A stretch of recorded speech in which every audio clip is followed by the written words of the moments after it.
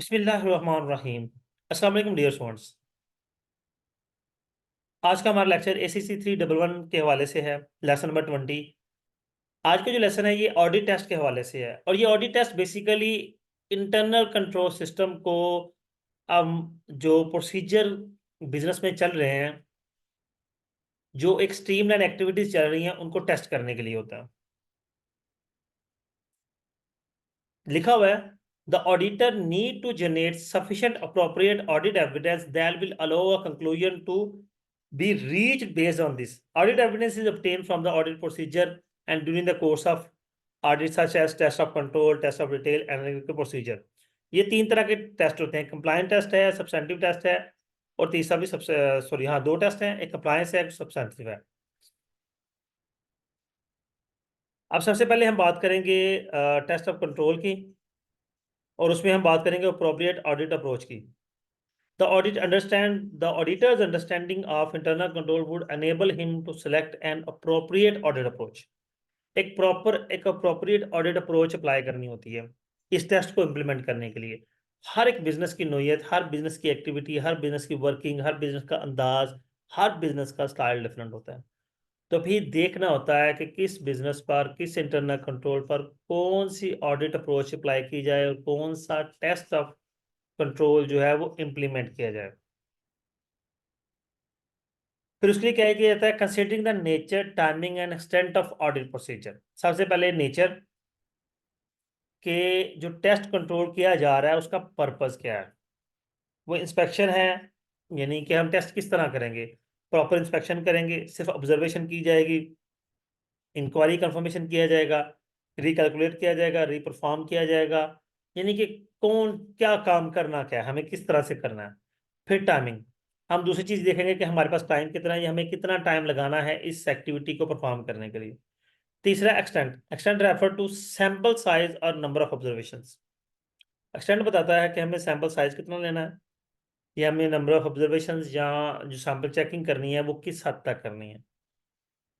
ठीक हो गया जी। फिर नेचर आ गया, nature refer to purpose that is test control of substantive procedure and their type that is inspection. ये वही बात फिर उसने रिपीट कर दी है। ठीक हो गया जी। आगे बात आ रही है टेस्ट ऑफ कंट्रोल की। उसमें सबसे पहली चीज हमारे पास आती है, तीन चीजें हैं। एक है डिजाइन टेस्ट ऑफ कंट्रोल के लिए, दूसरा इम्प्लीमेंटेशन और तीसरा है ऑपरेटिंग इफेक्टिवनेस। तीनों देखते हैं। डिजाइन क्या है, that the internal control are properly design to cover the risk it is meant for examine through ICQs and ICEs।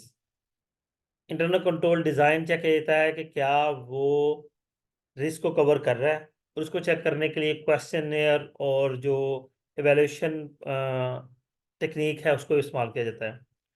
फिर ये देखा जाता है कि जो इंटरनल कंट्रोल एक्टिविटीज थी ऑपरेशंस के लिए वो प्रॉपरली इम्प्लीमेंट हुई और फिर ऑपरेशंस इफेक्टिवली वर्क कर रहे हैं, ये चीज़ें देखी जाती हैं। अब नेचर के लिए हम सेम इंक्वायरी करेंगे या री परफॉर्मेंस करेंगे या इंस्पेक्शन डॉक्यूमेंटेशन, या कोई एक एक्टिविटी होगी या मुख्तलिफ जगहों पे मुख्तलिफ एक्टिविटीज़ पे मुख्तलिफ तरीके से हम अपनी जो है टेस्ट को परफॉर्म करेंगे।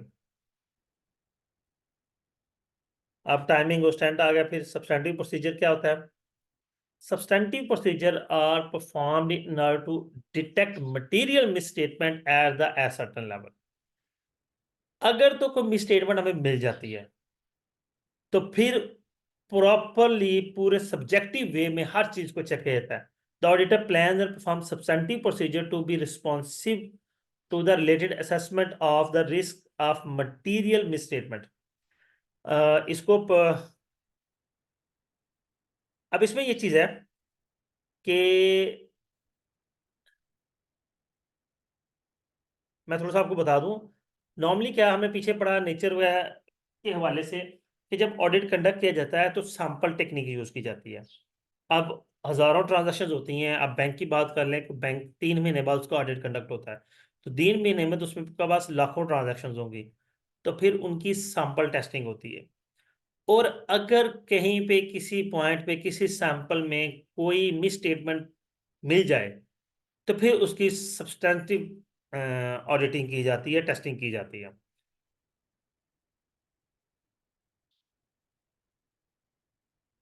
नेक्स्ट चलेंगे हम जी। फिर यहाँ पे एक्सटेंड टाइमिंग एक्सेट्रा एक्सेट्रा बात आ रही है, वही बातें बार बार रिपीट कर रहा है। जी स्टूडेंट्स, उम्मीद करता हूँ आपके लिए अंडरस्टैंडिंग होगा। मैंने इसको इस तरह डिटेल में डिस्कस नहीं किया क्योंकि इसमें कोई खास चीज़ नहीं थी।